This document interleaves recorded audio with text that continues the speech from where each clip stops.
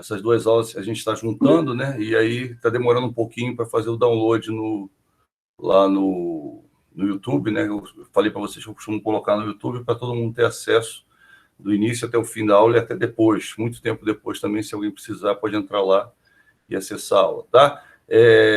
Deve estar terminando a edição e aí depois vai automaticamente para o YouTube, né? Mas eu acho que ao final dessa aula, com certeza, né, logo depois que acabar a aula, antes do almoço, já devem estar todas as aulas lá, tá certo? Então, pessoal, bom dia. Mais uma vez, bom dia a todos. Estamos iniciando nossa aula. A gente parou num assunto muito importante. Eu diria para você que a gente está vendo essas últimas 3 aulas, as 2 que passaram, e mais essa, a gente está vendo, vamos dizer assim, o principal da nossa disciplina em negociação. Por quê, professor? Porque a gente viu várias formas de fazer um estudo, né? De estudar o perfil do outro negociador, de atitudes que a gente deve ter como negociador, atitude frente ao outro negociador, formas de ganhar a confiança dele. E agora a gente está vendo alguns, provavelmente, dita a negociação em si, que é a questão da estratégia que você vai utilizar, da tática que você utiliza para a defesa, né, para você sair bem da negociação, o principal é isso. E a gente vai ver agora a questão, a gente vai ver, terminar de ver as margens, que a gente começou a ver na aula passada, que as margens é fundamental, acho que o principal é você sempre sair para uma negociação sabendo as suas margens. Se você não souber, você está numa posição extremamente desvantajosa. Então, é muito importante que você saiba as suas margens. O que são as margens, né? A MAPAM, que é aquela que você acha que vai atingir na negociação, é o teu objetivo atingir aquela. Né? A máquina, que seria o mínimo que você aceita, né? Ou seja, dela para baixo, você não aceita se não tiver uma concessão ou uma moeda de troca que seja super vantajosa.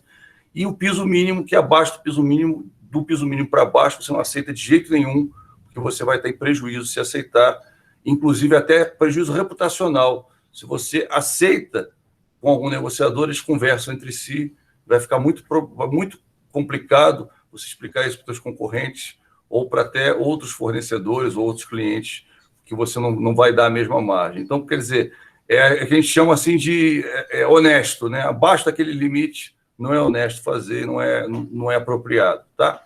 Então, a gente viu isso, a gente vai rever um pouquinho, tem um resuminho dessa parte, porque é muito importante, né? Eu falei para vocês que tudo que é muito importante, a gente arruma outra forma de apresentar para quem não entendeu da primeira vez, entender agora, né? Isso é muito importante. A gente vai ver isso, depois a gente entra nos planejamentos, nas formas de planejamento, são 4 formas que a gente comentou, 3 principais, e depois a gente vai ver uma outra que é a mais moderna, que seria usando neurotática, né? Usando táticas de neuromarketing, para você, mesmo com aqueles negociadores que a gente chama de casca grossa, aquele negociador muito bom, você conseguir lograr êxito na negociação. Eu diria para você que só essa parte final da neurotática são cursos de 5, 6 mil reais que você faz em São Paulo. Nem aqui no DF você vê esses cursos. Por quê? Ele envolve a parte psicológica e são formas realmente super efetivas de você ganhar uma negociação. Né? Porque as outras formas todas você pode ganhar, sim, com certeza. Mas quando você negocia com um cara muito bom, o cara já conhece as táticas, então ele sabe como se defender delas. A gente até já, nessas últimas aulas, a gente tem falado da tática, tem falado da estratégia e como se defender, como é que você sai bem, né? A gente fala assim, a negociação, claro, o principal é que você consiga fechar a negociação, mas às vezes não tem jeito, às vezes a tua margem não permite que você feche, porque a margem do cara, vamos dizer assim, o cara está firme nas posições dele e você também está firme nas suas posições, então você tem, vamos dizer, um conflito de interesses, né? Sempre há, mas um conflito de interesses do qual é difícil sair, e se você sai mal da negociação, às vezes você queima uma segunda possibilidade que você teria com aquele negociador. Por isso que a gente usa as táticas, a gente falou na aula passada, tá? Então, pessoal, com base nisso, eu gosto de fazer sempre esse resuminho para você ver tudo que a gente falou e encaixar, né, no nosso quebra-cabeças, vamos dizer assim, que a gente sobre negociação. E agora a gente vai falar, vai continuar falando sobre margens e vai continuar o assunto. Vamos lá, pessoal? Então, mais uma vez, né? Entrou mais gente, bom dia a todos. A gente daqui a pouco deve fazer uma chamada, eu estou vendo... não, até que está razoável a quantidade de pessoas. Então, vamos lá, então. Então, a gente parou nesse último slide, tá, sobre a máquina, né? Que a máquina é a referência em uma negociação, sendo o valor que na venda dele para baixo não se pode aceitar e na compra dele para cima está fora da zona de negociação em curso, caso não se ofereça uma concessão ou moeda de troca passível de aceitação.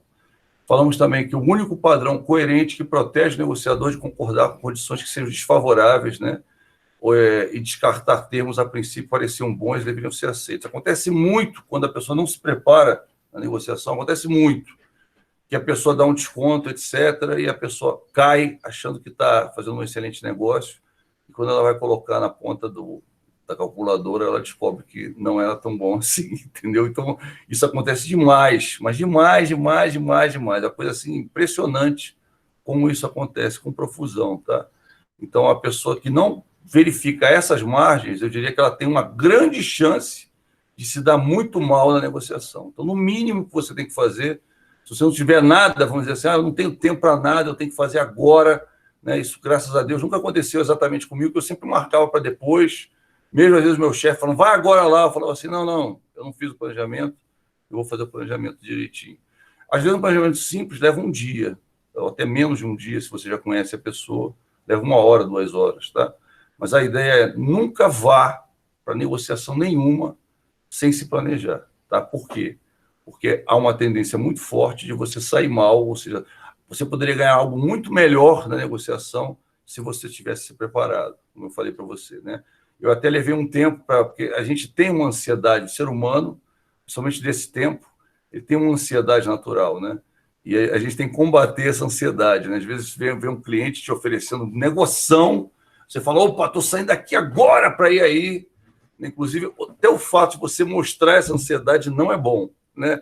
Lembra do Poker Face? Você tem que fazer aquela cara de, não, tudo bem, se der para a gente negociar, der para a gente fechar, poxa, eu acho ótimo, mas se não der, paciência, né? A ideia é mais ou menos essa mensagem que você tem que passar, né? Mesmo não falando, essa mensagem que você tem que passar, por quê? Se você demonstra excessivo interesse em fazer a negociação, muito provavelmente você vai perder a negociação, porque o cara vai fazer, vai perceber e ele vai fazer com que você pague, ou vamos dizer, ele pague ou você pague quanto ele quer. A verdade é essa, tá? Então, deve-se eliminar qualquer proposta que ultrapasse o ponto de recuo, a gente já comentou, né? Então, só vou fechar aqui, só para a gente... o negociador pode verificar se as propostas recebidas entre a máquina e o ponto de recuo, acrescidas concessões ou moeda de troca, são passíveis de serem aceitas, porém apenas em casos mais raros, caso assim possam atender seus interesses. Só para transformar isso aqui em algo que você consiga entender, se você ainda tem dúvida, tá? Depois a gente até vai perguntar. A gente tem, vamos dizer, 3 margens, tá, principais, certo? A gente tem a Mapan. Vamos pensar do lado do vendedor, tá, pessoal? Isso aqui é o vendedor. Claro que o comprador é o inverso. A Mapan está lá embaixo, tá? E a máquina está para cima e o ponto de recuo está para cima, tá? Então, vamos lá. A Mapan está aqui, do vendedor. Ele quer vender. Então, a Mapan, né? A margem que ele gostaria de fechar o negócio está aqui. Tá? É a margem ideal que ele está procurando. Eu tenho a máquina que está aqui e eu tenho o ponto de recuo ou piso mínimo, né? Ponto de recuo ou piso mínimo. Só para você entender como é que funciona, né? E o que acontece? Aqui eu só aceito da máquina para baixo só se eu tiver uma concessão ou uma moeda de troca que a minha empresa, no caso da concessão, é sobre o produto, sobre o bem, sobre o que está sendo negociado. Então, ok, eu posso até aceitar como negociador. Mas a moeda de troca, às vezes, não tem a ver com o negócio. Aliás, normalmente, por ser moeda de troca, não tem a ver com o negócio. Então, às vezes, quando você não é o dono da empresa, ou você não é o chefe dos negociadores, ou alguma coisa assim, você tem que consultar alguém para saber se aquela moeda de troca é vantajosa para a empresa ou não, né? Então, no caso da concessão, não, faz parte do negócio, é só você ver se aquela concessão está sendo vantajosa ou não. Mas, no caso de uma moeda de troca, por vezes, a pessoa tem que ligar e consultar o fulano, estão me oferecendo aqui, a empresa tal está me oferecendo tal coisa aí que pode ser útil para a empresa, o que você acha, né? E, claro, quando você é o dono da empresa, tem que pensar, né? Às vezes até usar aquela abstinência que a gente falou, vou pensar no caso, porque né? Não posso decidir assim. Agora, se o valor que o outro negociador oferecer estiver entre a Mapan e a máquina, é mais provável, né? Isso aqui é a margem negocial, ou seja, ele não precisa consultar ninguém para fechar. Tá? Isso é importante você entender. Ou seja, está acima da máquina, coladinho aqui, está acima da máquina e até a Mapan, ou até acima, se o cara oferecer alguma coisa acima, eu não preciso consultar ninguém, eu aceito e pronto. Tá? É importante frisar isso para você. Ou seja, só aqui, a gente chama de segunda zona de negociação, ou zona de negociação improvável, que a gente chama, que é essa parte aqui, que é justamente o quê? É quando você não consegue fechar na parte de cima e é interesse do cara fazer o negócio, e tem o interesse também, e ele oferece uma concessão ou uma moeda de troca que seja interessante, tá? Eu estou repetindo, pessoal, porque, olha, eu tenho, desde que eu comecei a dar essa disciplina até hoje, a maior quantidade de erros que tem em prova é aqui, é na margem. Então, por isso que eu estou frisando, e eu tenho certeza que quando você for fazer exercício, vai ter gente que vai errar. Vai por mim. Por quê, professor? Porque muita gente erra nisso, que na hora confunde uma PAN com piso mínimo e dá rolo. Tá? E as duas coisas são fundamentais, você estabelecer as três margens. Tá? Você não pode sair para uma negociação sem estabelecer as três margens. Ok? Então, vamos lá, resumo geral das margens, né, como a gente já falou. Tá? No caso do vendedor, para cima é ganho, tá? E no caso do comprador, para cima é perda. Por quê? Quanto mais baixo for o valor que ele pagar, melhor. Tá? Então, até comentei com você, né, essa questão. Né? A gente já fez desenho a respeito. Então, por exemplo, no caso do comprador, tá? O piso mínimo vai estar aqui em cima. Tá certo? Por quê? Porque aqui é o valor que ele não pode comprar de jeito nenhum, certo? Aqui a Mapan, perdão, a máquina, aqui está até um desenho aqui, Tião, a máquina. Peraí que eu tenho que fazer até um ajuste aqui, senão está confuso. Só um instantinho. Vou até fazer um ajuste aqui, senão vai acabar o pessoal tendo dúvida. Rapidinho. Um ajustezinho aqui, Mapan, limite. O limite está mais para. Faltou uma margem, né? Então, vamos lá, Mapan, a máquina. Aqui é a Mapan.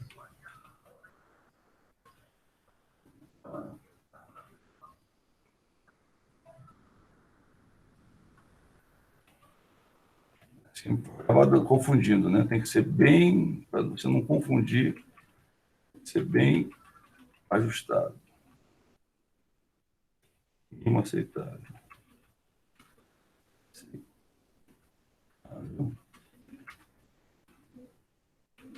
Pois é. Vamos lá.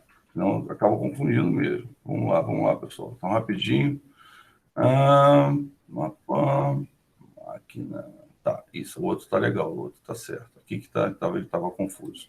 Então, olha só, pessoal, só para você entender. Então, eu tenho aqui o piso mínimo, certo? Que está aqui em cima. Eu tenho a máquina, que é o mínimo aceitável, ou seja, após essa, é o mínimo aceitável, ou seja, a ideia é que aqui, né, que seja a zona de negociação. E a MAPAN é o valor ideal. O ideal para ele é que ele compre pagando isso, tá? Lembrando, tem que ser algo coerente, não pode ser algo chutado, né? Tem que ser algo coerente, tá? E o que você vai ter assim? A ideia, né? A ideia é que ele consiga fechar. Opa, tá vendo? Aham. Ficou. Tem que ajustar mesmo, pessoal. Desculpe aqui, mas fui explicar alguma coisa aqui na outra turma, fui explicar um case, acabei mexendo nisso aqui, agora tá complicado. Deixa eu ver aqui, só um instantinho. Tá. Depois até demorei, falei, por que mexeu? Agora eu descobri. Vou explicar um case aí, um exercício. Aliás, em breve faremos nosso exercício, viu, pessoal? Então, entre Mapan e máquina, agora aqui, assim, entre a Mapan e a máquina. Tá, vamos lá. Zona de negociação. Zona de negociação. Tá, pronto. Vamos lá, então, rapidinho. Mesma coisa. Tá.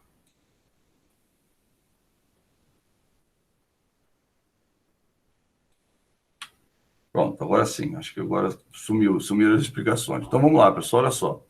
Então eu tenho o piso mínimo, tá? Tenho a máquina, certo? Que é o mínimo aceitável, certo? E que aqui dentro, na visão do comprador, tá? Entre a máquina e a Mapan, ou seja, um pouco acima da máquina, no caso aqui abaixo, né? Porque o comprador, um pouco abaixo da máquina e até chegar, tá? Na Mapan é a zona de negociação, é o que ele quer, tá? Claro que, vamos dizer assim, ele calculou e chegou a uma margem que seria o ideal para aquela negociação. Por que eu falo ideal? Tá? Porque ele sabe que abaixo desse valor ele não vai conseguir, está muito difícil ele conseguir.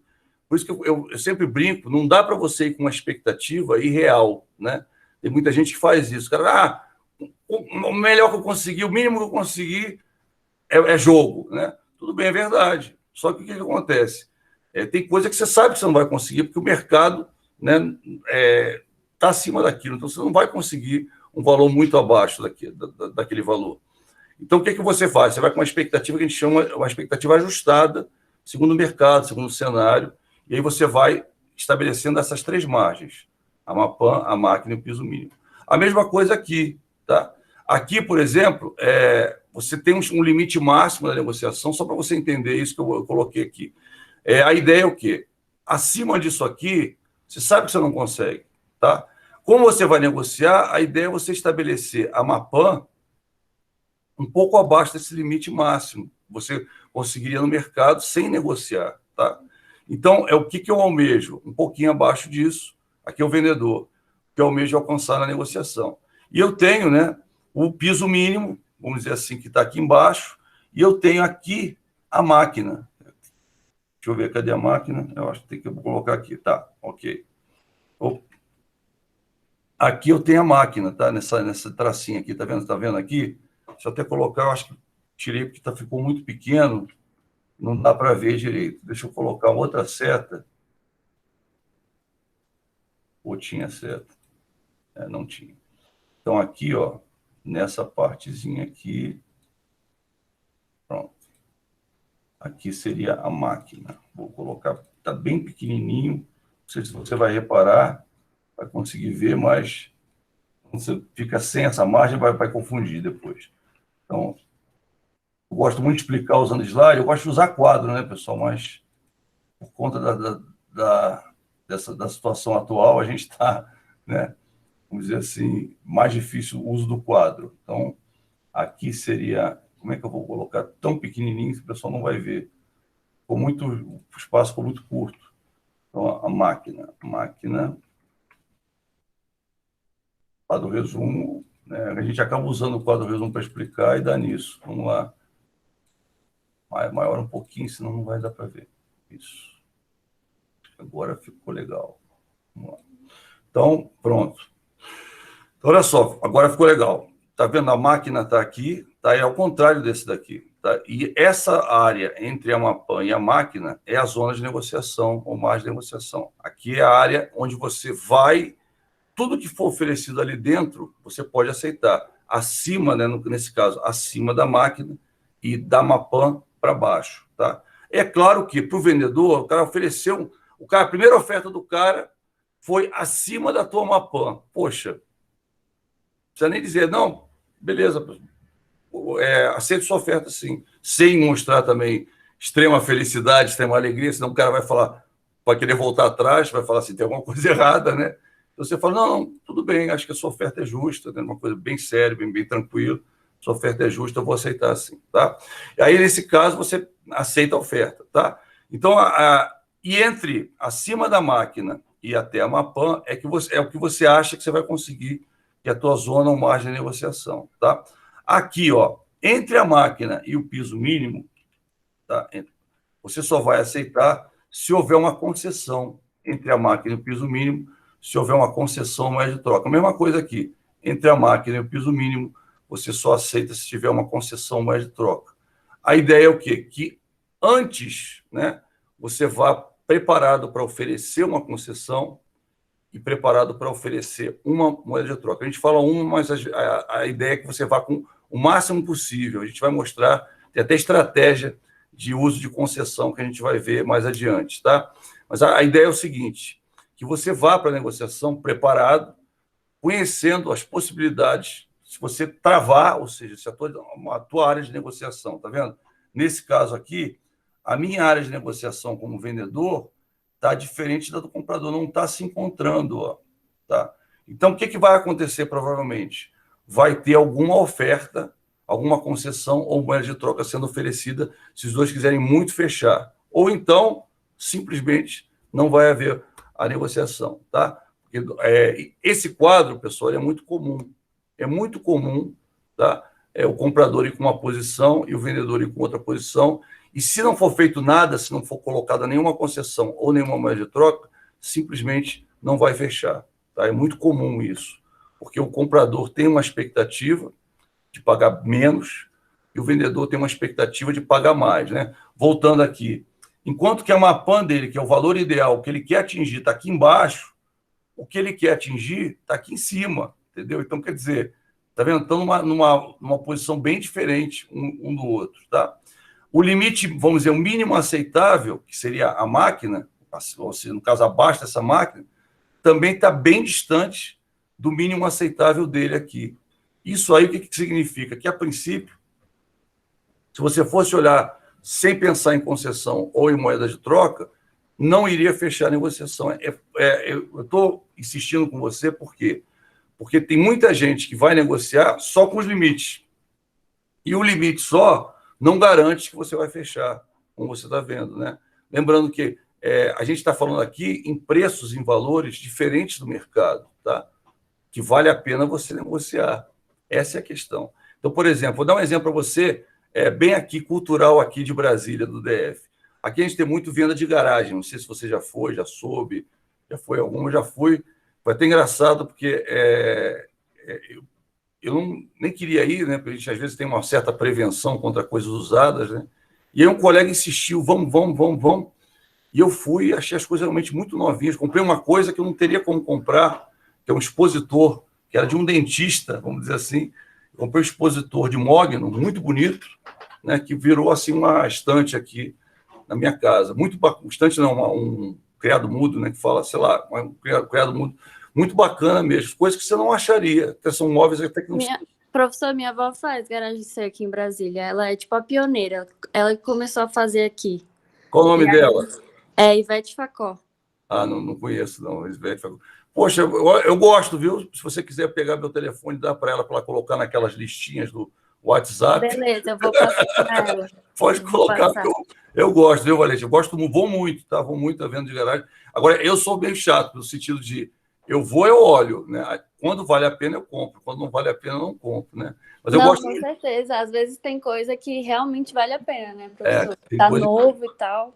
Exatamente, eu já vi coisa assim, usada, quebrada, velha, né? E eu não vou com aquela gana. Tem gente que vai, eu tenho que comprar alguma coisa, eu não vou. Tem gente que é assim mesmo. E a minha avó, olho. Exatamente. Ela legal, né? Ela começou a adquirir assim, muita habilidade na negociação, porque às vezes a coisa tá acabada, tá um lixo e ela consegue vender. De alguma forma, ela fala para a pessoa, olha, mas você faz tal coisa e a pessoa vai e compra, entendeu? Ela ficou muito boa nisso. Tem uma coisa que eu aprendi, até um truque para você explicar para ela, ela deve conhecer já, que às vezes quando o móvel está arranhado, né? Eu aprendi isso, até com um amigo meu, eu aprendi. Eu não sabia. E aí, às vezes eu compro um móvel arranhado, todo mundo fala, pô, mas aí eu desvalorizo na hora, né? Tá arranhado, eu falo, olha, poxa, tá arranhado, né? Tá muito caro isso aí, eu vou ter que pagar para reformar. Quando o arranhão não for profundo, se você pegar nozes, sabe? A noz mesmo, aquela noz mariposa, né, que o pessoal chama, e esfregar no móvel, os arranhados somem. Um truque que eu vou te ensinar para você, tá vendo? Nossa, eu acho que ela não tá sabendo, não, vou falar. Agora, não pode ser muito profundo. Aquele arranhãozinho só, por exemplo, a pessoa, o cachorro subiu para arranhar.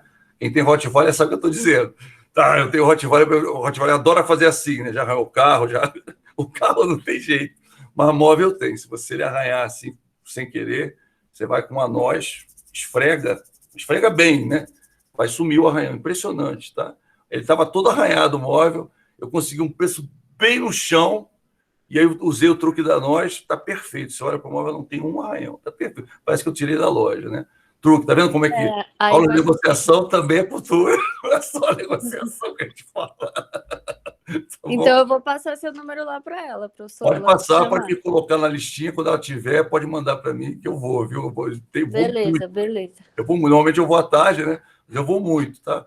Para você ter uma ideia, eu não gostava. Aí eu fui uma vez, aí fui numa pessoal, né? A pessoa realmente ia mudar, né? E aí eu fui nessa daí, e tinha coisas assim, zeradas, novíssimas, né? Tinha coisa até na caixa, assim, que a pessoa, eu nunca usei, eu ganhei, nunca usei, realmente nunca tinha usado. E eu comprei coisa com etiqueta, né? Comprei o preço de banana, coisa assim, sabe? Muita coisa, móveis às vezes, né? Eu compro mais coisa pequena, mas às vezes já teve o caso, como eu falei, ver uma oferta assim tão boa, né? E aí, claro, pessoal, aquilo que eu falei para você, eu nunca pago o preço, eu sempre negocio, sempre tento negociar, né? Usando essas estratégias que vocês estão conhecendo aí. É porque tem muita gente que tem preconceito, né, com coisa usada, mas tem coisa que realmente vale a pena, porque só de estar lá na garagem já perdeu muito É igual você tirar o carro da garagem, da concessionária, já perdeu muito valor. Você vê um carro, né? Um carro, até eu brinco, comento, todo mundo quer ter carro zero, tá? É verdade. Mas o carro com 1 ano de uso, ele está, vamos dizer assim, claro, depende do uso, depende, né, do que aconteceu com ele, o problema é esse, se você não souber o que aconteceu, é perigoso. Mas o carro com 1 ano de uso, ou menos de 1 ano de uso, ele é, vamos dizer assim, quase tão bom quanto o carro zero, no sentido de não dar tanto defeito, tanto problema, e com uma vantagem, ele é bem mais barato. Quando você tira um carro da concessionária, ele vale de 10 a 20 mil reais a menos do que se você comprasse ele zero na concessionária. Então, é sempre assim, a dica, né, quem vai comprar carro, eu quero comprar um carro novo. Você vai pagar bem mais caro se você comprar um carro com 6 meses de uso, 1 ano de uso, e às vezes nem tão rodado assim, você vai pagar bem mais barato, né? São dicas, né, pessoal? Agora, professor, outra coisa, você tem algumas locadoras que vendem veículos, né? Você pode comprar o veículo da locadora. Agora, aí você tem que ter uma atenção redobrada, leve um mecânico, por quê? Porque às vezes os carros são esmerilhados, às vezes não, o carro está até tranquilo. A dica que eu dou é compre um carro que a gente chama de uma série acima, não compre aquele carro que sai mais na locadora, todo mundo pega aquele carro piorzinho na locadora, né? Então é o mais rodado.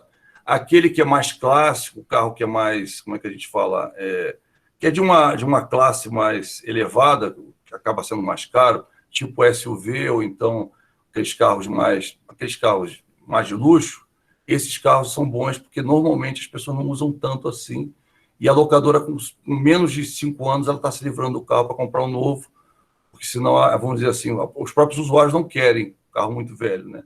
Então, a dica, eu gosto muito da dica de negociação, coisas que eu uso até no meu dia a dia, que é bacana. Eu comprei um carro assim, de uma locadora, né, nesse sentido, um carro que eu tinha até antes de eu trocar por esse, e olha, nunca me deu problema, excelente o carro, muito bom mesmo, sabe? Porque eu comprei também fui na dica, né? Não compra aquele basicão, não, compra aquele melhorzinho, que pouca gente pega, aquele, vamos dizer assim, como é que a gente fala? Aquele que é de uma classe superior, né? Então, a pessoa vai pagar, ela vai falar, mas eu só preciso de um carro do ponto A para o ponto B. Então, ela vai sempre escolher o mais barato, né? Isso estou falando a nível Brasil. Lá fora não é assim. Tá? Lá fora o cara quer alugar um Mustang, quer alugar aquele Bumblebee, um Corvette, aquele outro, como é que é? Camaro, né? É bem diferente. Mas aqui no Brasil, não. Aqui no Brasil, você vai precisar de um carro. Normalmente, você aluga o mais básico, às vezes o mais básico com ar, se for um lugar quente, né? Agora, se for um lugar frio, o ar também para esquentar. Mas são dicas, né, pessoal? Dicas de... E eu ia nessas vendas de garagem, voltando aqui, eu falei, pô, gostei, viu, Valentim? Manda meu telefone para ela lá. E eu ia para lá, e o que acontecia? Eu negociava muito, né? Eu chegava lá, via uma coisa que me interessava, né? Aí já segurava, né? Tem isso também, tá? Você não pode... Ou, se for grande, coloca uma etiqueta com o teu nome. Se for pequeno, pega, já leva, já vai para a pessoa, né? Aí já fala direto com o gerente, com quem está liderando o grupo lá, porque normalmente o vendedor não dá muito desconto. Então, você vai debaixo do braço aquilo e fala assim, olha, eu queria comprar isso aqui. Estou vendo o preço aqui é tanto e eu quero pagar tanto. Aí já dá um valor abaixo, tá? Porque se você A tua primeira oferta tem que ser, não dá para fazer, não dá para fazer. É seu esse daí, pode negociar com você. Não, tem que falar com fulano. Aí, quando você fala isso, obviamente, o cara já autorizou um desconto de 20%, de 10%. Ela já tem isso, a pessoa já tem isso anotado, né? E aí você chora, mas esse valor não dá, não sei o quê. Aí você finge que vai embora, não sei o quê. Principalmente se for próximo do final, sempre no final você consegue desconto, né? Mas você perde, às vezes, algumas coisas. Então, o ideal é ir no início, né? Você vai no início, vê alguma coisa que você quer, oferece, às vezes funciona. Às vezes não funciona, você espera. Aí você vai no final, no último dia, às vezes no domingo, no sábado, dependendo do dia né, da venda de garagem. Às vezes, normalmente elas começam sexta, quinta e terminam domingo, né? E aí sábado já quase não tem nada. Mas às vezes é uma peça assim, já aconteceu comigo, era algo assim que ninguém queria, né, vamos dizer assim. Era um móvel que muita gente não deu valor. E o que eu fiz? Eu imaginei, dei a minha oferta, a pessoa disse não, o preço que a pessoa queria eu achei caro, né, quase o preço vamos dizer assim, de mercado. É claro que eu dou uma olhada no Mercado Livre, dou uma olhada na OLX para ver o preço. Até mostrei para o pessoal, na OLX, no Mercado Livre, está isso, ó. Vocês estão cobrando muito caro, né? É só eu esperar que chega na minha casa. Aí já botei a pulga atrás da orelha da pessoa, né? E aí, como o preço estava acima, ninguém comprou. Aí eu voltei domingo lá, aí fui direto, quando eu vi o item lá, eu falei, agora é que eu vou deitar, né? O senhor está aqui, a pessoa me reconheceu. Pois é, agora eu posso fazer esse preço para o senhor. Eu falei, pois é, moça, mas agora esse preço está meio caro, tá vendo? Não saiu. Não dá para fazer menos. Eu ainda consegui um desconto em cima do preço que eu tinha dado, tá? Antes, né?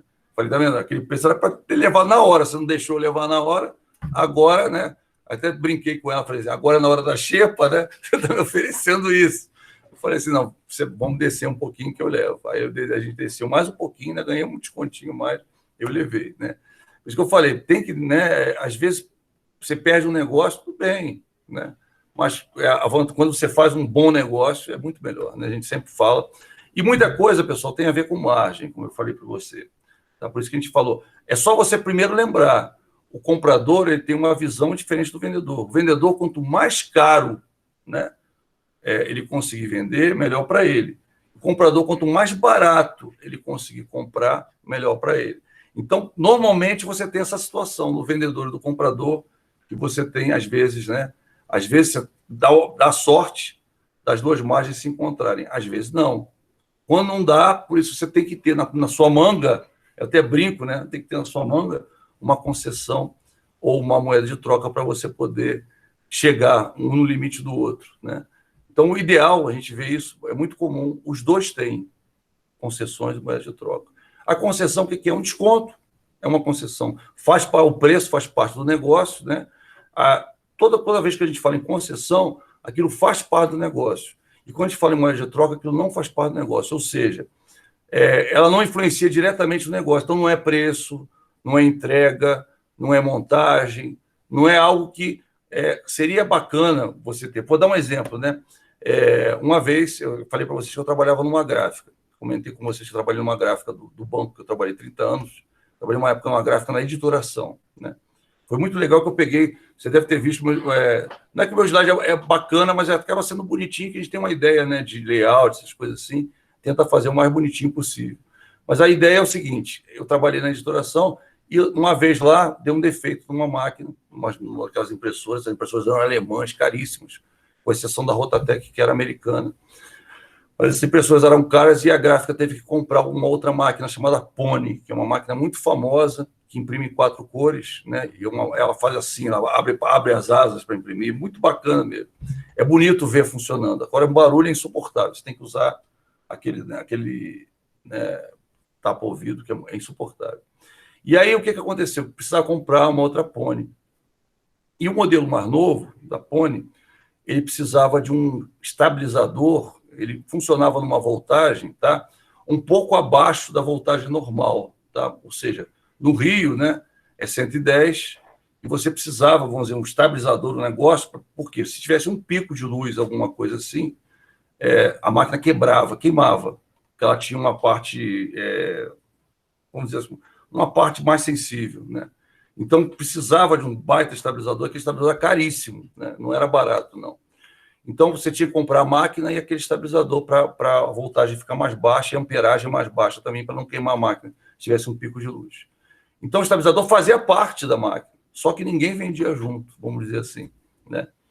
E aí, na época eu trabalhei na gráfica, o pessoal soube que eu já tinha trabalhado em negociação, me deixaram ir junto com o chefe da gráfica, que na verdade era o coordenador de equipe da gráfica, né? Que era como é que era o nome dele? Era John Kennedy, era o John Kennedy. Aí eu fui com o John Kennedy, que é gente boa, e ele também ele tinha um negócio por fora, além no banco ele tinha um negócio, foi eu e ele lá negociar com o cara, e a gente sabia que fazia parte, e aí o cara falava, não, a máquina é tanto, e o estabilizador é tanto, né? Era um cara, um importador que ia trazer a máquina. Essas coisas não tem aqui para vender, você tem que importar. E tinha, né, uma série de questões com relação à importação, e a gente precisava importar as duas coisas, a máquina e o estabilizador. O estabilizador daquela máquina que a gente tinha era tão antigo que não servia. Ele trabalhava numa outra voltagem, não dava para usar. Foi a primeira tentativa que a gente falou, vamos usar o da máquina, né? Já que a máquina vai ser vendida, né? Mesmo com defeito vai ser vendida, a gente vende sem o estabilizador, fica com o estabilizador e coloca. Aí qual foi a nossa surpresa quando chegou lá? O estabilizador não serve, tem que ser um outro. Tinha uma série de, vamos dizer assim, pormenores que naquele que não tinha no outro. Tudo bem, então a gente precisa comprar. E a gente queria incluir, né, essa máquina, esse estabilizador fundamental para a máquina junto. E o cara não, querendo vender separado porque ele ia ganhar dinheiro nos dois, né? E a gente foi, chorou. Quando a gente ameaçou que ir embora, né? E é um valor, rapaz, é muito alto, né? A máquina, não vou nem dizer para você que, se a gente for atualizar, eu acho que seria, sei lá, 350, 400 mil reais, uma coisa assim. Entre 350 e 400 mil. O valor da máquina, o estabilizador era 80, 90 mil, quer dizer, o cara era mais de 500 mil reais uma máquina daquela, né? Bem caro mesmo. É uma máquina importada, como eu falei, alemã, né? Bem caro, muito caro mesmo, né? Então, o que aconteceu? A gente ia, né? Chorou. Quando ameaçou que ir embora, o cara resolveu colocar dentro da negociação, mas o preço estava alto. E a gente foi negociando. Agora, o estabilizador em si, se a gente for pensar, né, a princípio não faz parte da máquina, certo? Por que eu estou usando esse exemplo? Só para você entender. A princípio ele não faz parte da máquina, só que a máquina não funciona sem ele. Se a máquina não funciona sem ele, não pode ser ligada sem ele, senão ela vai queimar, então ele acaba virando parte da máquina. Então não é uma moeda de troca, tá? Ele acaba virando concessão. Eu estou usando esse exemplo para você entender. Quando algo é fundamental para aquilo funcionar, ele mesmo não sendo o mesmo bem, né, ele passa a fazer parte do negócio, tá? Então, só para deixar claro, por exemplo, né, digamos que você morasse num lugar que tivesse muito pico de energia, etc., você precisava fazer um terra, né? E além do aterramento, você ia precisar de um estabilizador de voltagem, tá? Só para você ter uma ideia, eu tenho essa mania, né? Eu tenho estabilizador em televisão, eu tenho estabilizador em som, eu tenho estabilizador em tudo quanto é troço, eu tenho estabilizador, que aqui onde eu moro tem muito pico, acaba muito a luz quando chove, é batata, né? E aí, quando eu vi isso acontecer umas 2, 3 vezes, eu falei assim, né? Vou botar um estabilizador. Eu comprei um bolão de estabilizador caro, né? Você vai comprando, fica caro. Estabilizador, tem estabilizador até para geladeira, para você ter uma ideia. E aí eu botei um bolão de estabilizador aqui em casa e o vizinho não tinha, né? O que acontece? Volta e meia, quando tem chuva, o vizinho diz assim, queimou não sei o quê, queimou não sei o que lá. Na tua casa não queimou, não? Eu falei, não. Mas o estabilizador apitou, fez barulho, né? Quando tem os de relé que batem, né? Mas por quê? Ou seja, aquilo, dependendo do lugar onde você esteja, aquilo deveria fazer parte do bem. Por quê? Porque sem aquilo você acaba tendo um problema. Então, mas não é algo que eu posso comprar separado, que não é obrigatório, aí não, aí é uma moeda de troca, tá? Estou falando porque muita gente confunde uma coisa com a outra. Então, vamos lá. Falei de concessão, muito importante eu dizer de alguns padrões de concessões, tá? A forma de você jogar as concessões dentro do negócio. É muito importante, é vital aprender isso daí, tá? Por quê? Existem 3 formas de você jogar concessão. Tem uma que eu gosto mais, que é que eu uso, tá? Mas as outras também têm aplicação. Então é bom você entender, até para você, quando você estiver numa negociação, mesmo que você não tenha jogado a negociação, se o outro negociador jogou, a forma que ele usa a concessão diz um pouco a respeito da personalidade ou do perfil daquele negociador ou do perfil do negócio. Então, é importante também prestar atenção nisso, tá? Então, por exemplo, é comum, por vezes, alguns negociadores adotarem alguns padrões de concessões que são ao oferecidos, ao serem oferecidas, o negócio hoje está bravo. Tem alguns slides assim que são mais... esse daí foi que são, vírgula, ao serem oferecidos. O serem sumiu. Durante negociações, né, conforme o seu nível, podem ser chamadas de, né, de padrão de concessão. Isso, pronto, agora ficou legal. Tá? Tinha até 2 pontos, rapaz. Poxa, coisa feia. Vamos lá. Eu faço questão de corrigir quando estou falando, pessoal, porque depois eu vou mandar o slide para você, e aí se tiver o errinho, né, na hora fica complicado. Né? Aqui a gente até pode consertar falando, mas, né, na hora você vai estudar em casa fica complicado. Então, vamos lá. É comum, por vezes, alguns negociadores adotarem alguns padrões de concessões que são, ao serem oferecidos durante as negociações, conforme seu nível, podem se chamar de padrão de concessão. Tá? Então, o que acontece? Cada negociador tem um padrão de concessão, uma forma que ele vai jogar as concessões. Então, você tem o cara que é considerado confiante. O que é o cara? Ele sabe que as concessões dele são muito boas, que ninguém dá aquela concessão no mercado. Então, quando ele joga já sabendo que você vai aceitar. Então, é aquele cara que ele nem espera muito. Ele já quer fechar a negociação rápida, ele joga logo para chegar num acordo. Tá? Então, vamos lá. O negociador começa com grandes concessões, ele já vai dar uma concessão zona grande para você. Por exemplo, ele já chega para você, olha, meu produto, eu deixo você pagar em 10 vezes. Para você falar pessoa física, até bom, mas às vezes para uma empresa, o cara fala, 10 vezes, cara, eu já vou ter vendido tudo e ainda vou estar pagando, né? Ou seja, às vezes é muita vantagem isso, né? Então, o negociador começa com uma grande concessão na esperança de motivar a outra parte a agir assim, a fechar o negócio, né? E ambos chegarem mais rapidamente ao acordo. Caso isso não ocorra, ele interrompe o processo ou trava, ou seja, então vamos fazer o seguinte, se você não, já que você não quis aceitar, então retira a minha concessão. Existe isso, tá? O cara fala assim para ele, olha, vamos fazer o seguinte, já que você não quis fechar, então, cara, olha, a concessão foi esse momento aí, você não quis aproveitar, já era, tá? Foi porque eu queria fechar um lote, o cara dá uma desculpa esquisita, né? Esfarrapenta, vamos dizer assim. Para quê? Para o cara achar que vai perder aquilo. E na hora que ele acha que vai perder, você vai ver quando a gente falar de neurotática, o que mais, vamos dizer assim, tem efeito sobre o outro negociador é a sensação de perda. Tá? Quando a gente falar de neurotática, você vai entender. Então, o confiante é aquele cara que joga tudo de uma vez, fala para você, o cara assim, olha, eu gostei de você, ele costuma fazer assim, gostei de você, por isso eu vou logo direto ao ponto. O que eu posso fazer por você? Olha, eu faço isso em 10 vezes, ou então dou 10% de desconto se você me pagar à vista, tá? Agora tem que fechar agora. Se você sair por ali, já era concessão, né? Eu vou pensar, pois é, se você for pensar, esquece, não vai ser mais assim, tá? E é claro, se o cara falou isso, ele tem que sustentar, tá? Não pode chegar na hora do cara voltar, o que acontece, viu, pessoal? O cara vai falar que não, aí o cara dá uma voltinha e fala assim, esse cara tá chutando. Aí volta o cara, não, beleza, eu aceito. Aí você vai, não, concessão naquele momento. Aí você sobe, entendeu? Você diminui a concessão para ver se o cara aceita. Já que ele voltou, né? Você diminui, não, mas eu só quero se for assim. Pois é, então, assim foi aquele momento, você perdeu, né?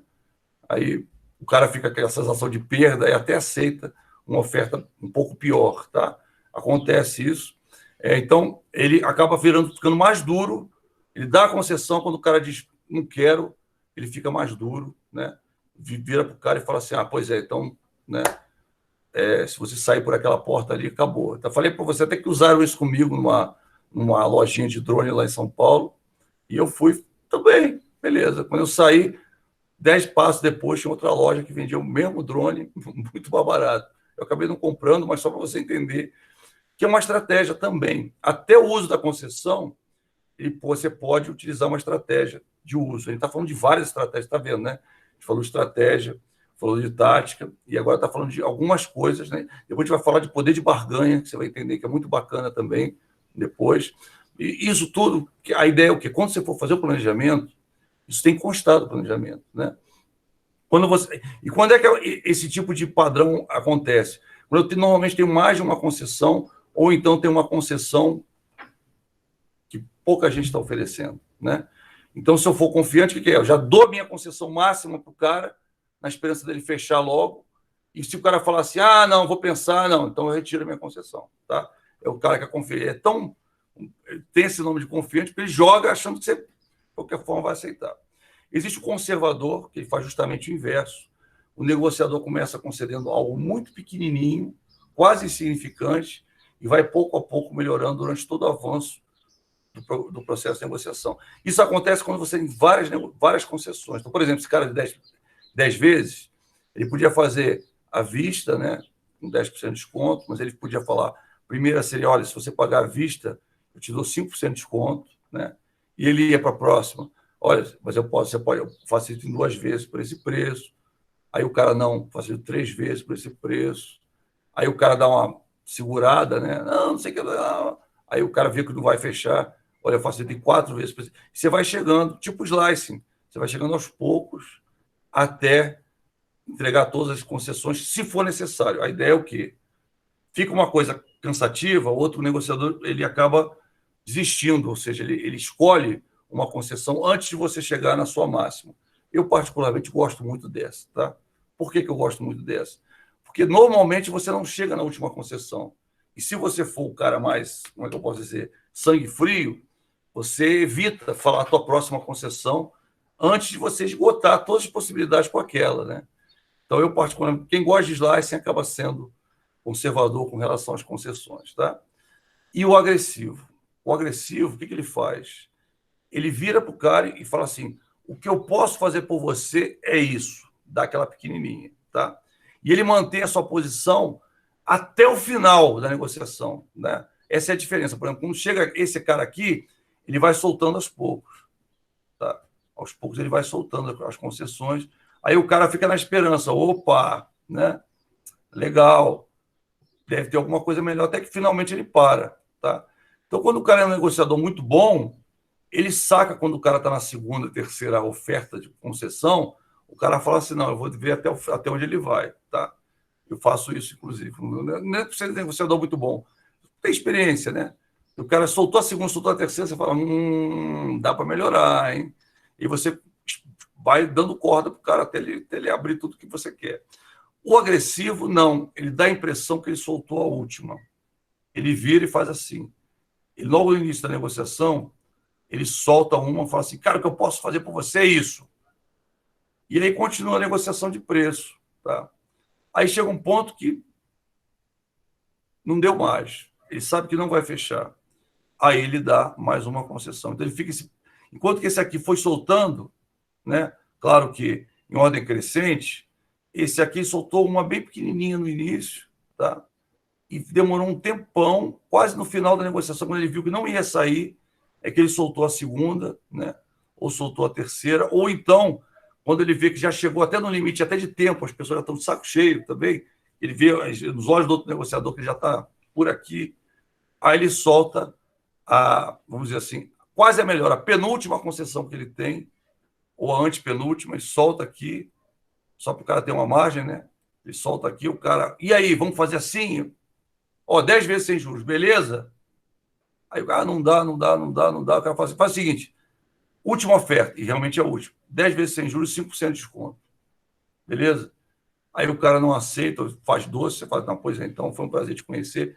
Nessa hora, quando a oferta é boa, o cara, quando ele vê que você vai se despedir mesmo, acabou, às vezes o cara fala, não, então vamos fazer o seguinte, me dá 7%. Aí você fala, o que eu pude chegar é 5%. E o cara vai... Se ele solta outra oferta, é que ele vai fechando a tua oferta. Ele está tentando melhorar, tá? Então, isso é muito legal. Você vai ver, encaixa-se muito na estratégia do slicing, tá? Tanto, vamos dizer, o conservador quanto o agressivo. E o confiante, claro, se encaixa muito na cobertura, tá? Agora, o agressivo, ele tem um problema. Ele acaba irritando, por isso que o nome dele é agressivo. Ele irrita a outra parte, por quê? Porque ele diz que não tem jeito. E no final ele joga essa, entendeu? Agora, das três, a que normalmente tem mais sucesso é o agressivo. Porque é agressivo quanto ao padrão de concessões. Tá? Se você precisar um dia colocar numa questão, alguma coisa assim, né? Ele é agressivo contra o padrão de concessão que ele adota, tá? Então, os três poderiam ter as mesmas concessões, tá? O primeiro joga tudo logo que ele tem, joga todas as cartas na mesa, e se a pessoa quer se retirar, ele fala, então, acabou, né? O conservador ele vai soltando aos poucos, tá? E o agressivo solta a primeira bem pequenininha, espera até o final, quando não tem mais gente, se está acabando, o cara está quase se despedindo, aí ele joga a última, né? O agressivo, eu acho que tem mais sucesso, como eu falei para você, tá? Partes fundamentais de uma negociação. A gente já fez até desenho aqui antes, mas eu queria explicar um pouquinho mais, até você ter o slide, né? E falar, poxa, professor, é verdade, tem um slide. Então, olha só. A primeira é o raporte, tá? A segunda é a barganha de propostas, que é onde cada um fala da sua oferta, tá? E, finalmente, eu tenho a finalização da negociação. Toda negociação, por mais básica ou mais complexa que ela seja, ela está dividida em 3 pedaços, tá? Então, isso aí é meio que padrão.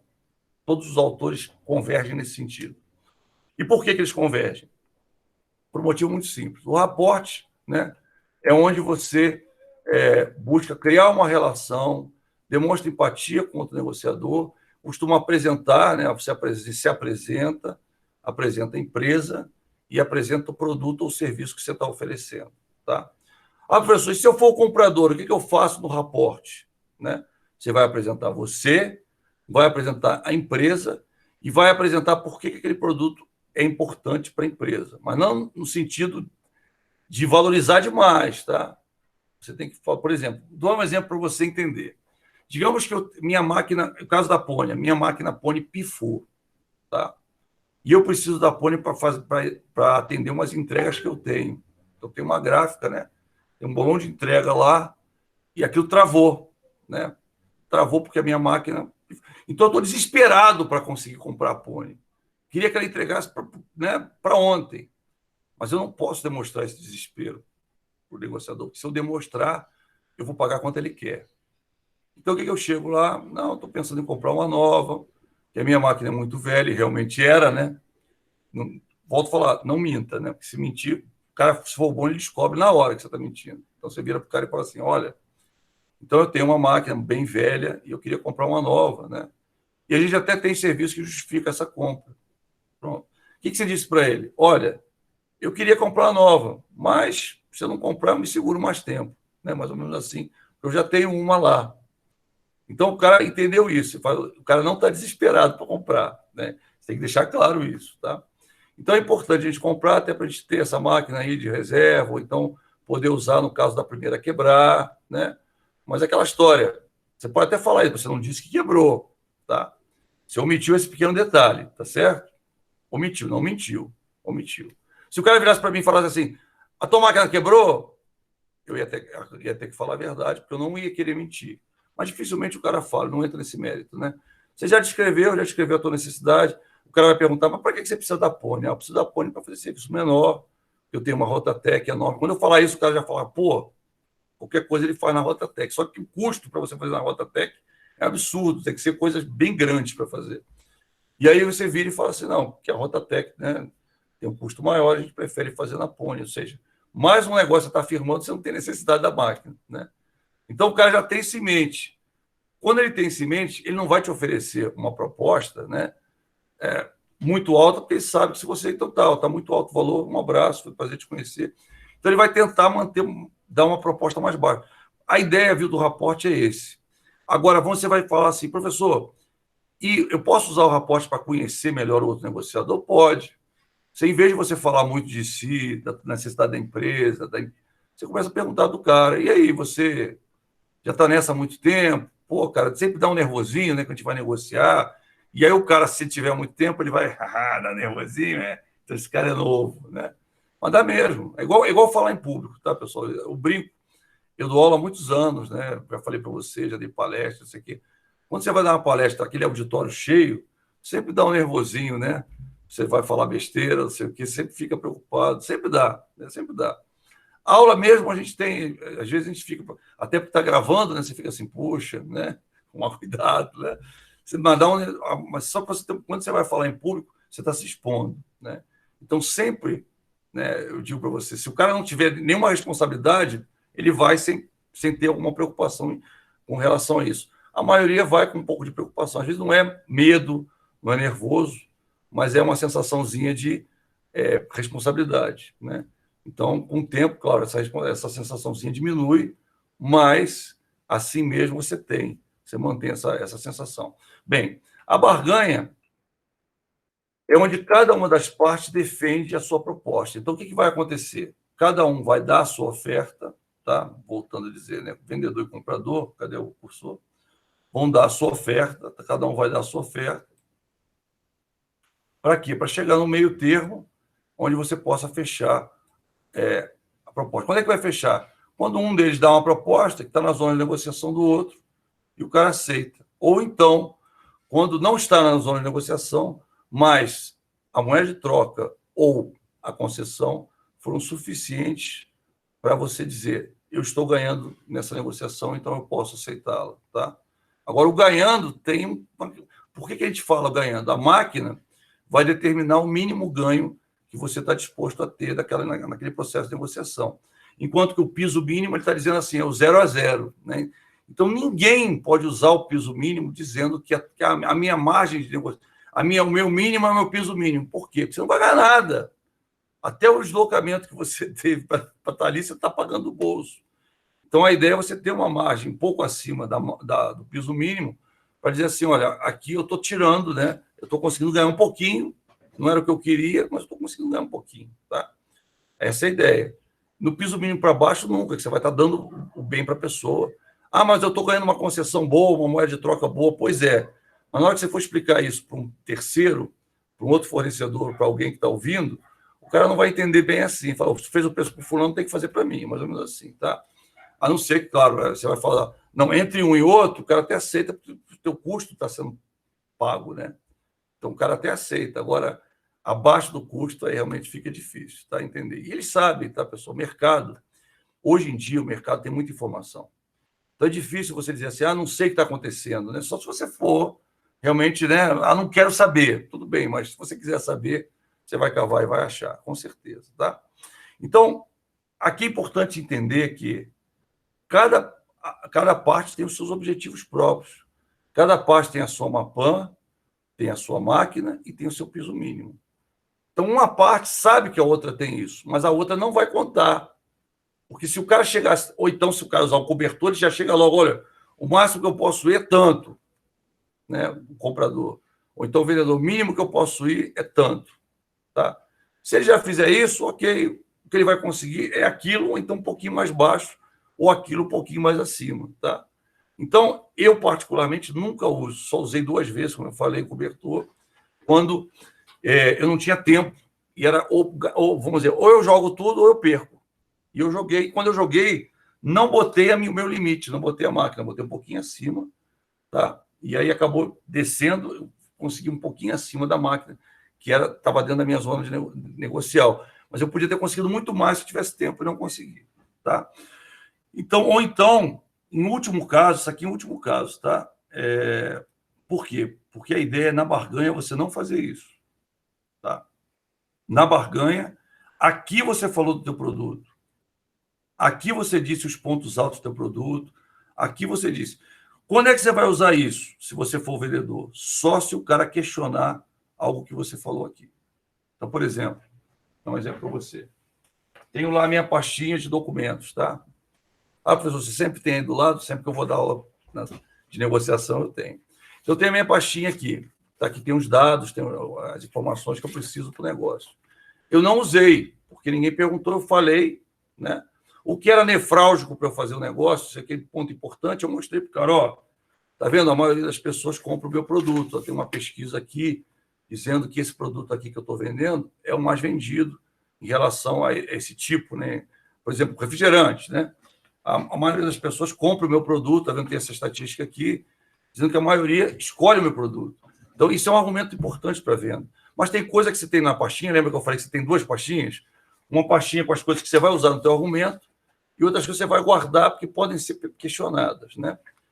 A hora de usar é aí. Ou então, se o cara perguntar no raporte, tá? Digamos que o cara joga e fala assim, que pode ser um argumento de venda, né? Para quem não desdenhar o teu produto. Você está vendendo, o cara está comprando. Então, o que vai acontecer? Ele vai falar, muita gente fala que teu produto aí não é saudável. Aí você fala, pois é, eu tenho aqui um laudo, por exemplo, né, da empresa tal, dizendo que esse produto é saudável. Isso já foi questionado. Vou dar um exemplo até. Tem uma grande rede de fast food, você sabe qual é, que há um tempo atrás teve um filme contra essa empresa, né? Que ele foi chamado no Brasil de Dieta do Palhaço, e lá fora tinha outro nome, vamos dizer assim. O que aconteceu com a empresa? A empresa resolveu provar que não era bem assim. E ela botou no cardápio todos os itens que constavam de cada produto que ela vendia, né? Então, porque o cara disse assim, isso aqui tudo faz mal, se você deixar um hambúrguer não sei quanto tempo aí no ambiente, o pão não murcha, o pão continua igual, não sei o que lá. E o cara começou a fazer uma série de inferências, né? Uma série de coisas que ele começou a falar, né? Vamos dizer assim, algumas podem ser verdadeiras, outras não. Fato é que isso inspirou uma reação dessa rede fast food a nível mundial. A nível mundial, essa rede resolveu publicar no cardápio o que ela tinha e ela ainda considerou colocar, a gente chama de, como é que é, meal, o nome que eles dão, que é uma refeição saudável, tá? Então, o que ela fazia? Ela colocava um hambúrguer e colocava uma frutinha, colocava um hambúrguer e colocava um suco, colocava, entendeu? Começou a fazer isso, né? Uma salada, colocava um hambúrguer e uma salada. Para quê? Para tornar realmente, mudar essa opinião das pessoas, né? Então, numa negociação, por exemplo, digamos que você fosse daquela rede de fast food e você estivesse indo para um shopping e você queria colocar o teu negócio, a tua franquia naquele shopping. Dá um exemplo.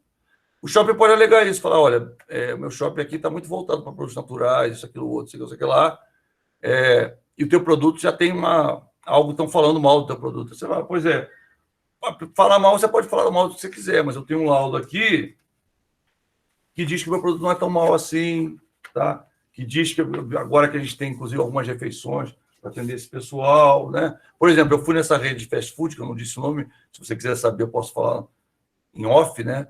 Mas eu acho que você já sabe. Eu fui em outro país, fui na França, né? E lá na França nessa rede, tinha aqueles, como é que é o nome daquilo? É um negócio que é enrolado com aquele pão de tortilha, né? Aquele pão fininho, pão folha, e aí tinha o WAP, né? O WAP. Lá tinha o WAP, vendia o WAP, assim, e o WAP todo natural, sabe? Cheio de legumes, cheio de coisa, por quê? Na França se busca muito isso, o pessoal gosta muito de comer pão com legumes, e você já reparou, né? O pessoal, por exemplo, no meu tipo físico, lá na França, é balofo. Você tem uma ideia, é balofo, porque o pessoal é assim, todo mundo magrinho, né?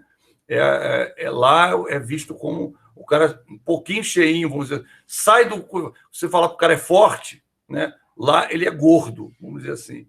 Na França você tem um padrão, né? Um biotipo do cara saudável, aquele cara muito magro, muito magro. Então, lá muita gente corre, muita gente coisa assim. Existe uma preocupação muito grande com relação a isso, né? Então, lá, aquela rede teve que fazer algo diferente, senão não ia vender. E a rede fez isso. Por exemplo, em Israel, a mesma rede, né, ela vende hambúrguer kosher. Não sei se você sabe o que é kosher. Kosher é um padrão hebraico, tá? Que significa o quê? Que o animal ele tem que ser abatido sem dor, ou seja, ele não pode sentir nenhum tipo de dor. Então, ele é abatido de uma forma assim, a gente chama assim, responsável, né? Então, vamos dizer, um rabino, tá? Tem um rabino que tem até um nome, esse rabino ele é responsável por supervisionar o abate. E se o animal, na hora do abate, for considerado que sofreu, por algum motivo tem uns sinais que ele procura, ele pega aquela carne e literalmente ou joga fora ou vende para um açougue normal. Tá? Se for considerado que ele realmente não sofreu, aí ele pega parte do animal, porque tem essa questão também. O kosher é só uma parte. Então, por exemplo, você pega meio boi só que você pode usar, né? Então ele vai pegar meio boi e aí usa, e o outro meio boi ele vende para um açougue normal, vamos dizer assim, ou então ele faz outra coisa com aquele meio boi. Mas vamos dizer, aquela parte do boi, ele pega e aí ele coloca um selo, né? E kosher.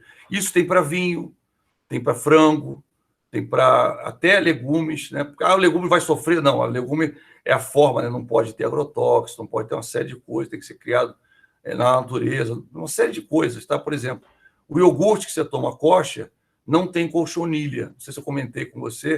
O que é colchonilha? Colchonilha é um besourinho que era uma praga e destruía as plantações.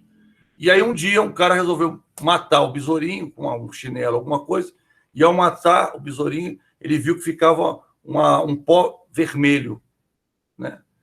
Aí alguém lembrou disso, viu isso, um agrônomo, falou, aí, o corante natural, pó do besourinho vermelho. Então, hoje, se você olhar, na maioria dos iogurtes que você toma aqui no Brasil, ele diz assim, corante natural. Cara, eu me arrepio quando penso corante natural, por quê? Porque o cara deve usar, provavelmente, o besourinho para dar cor ao seu iogurte de morango.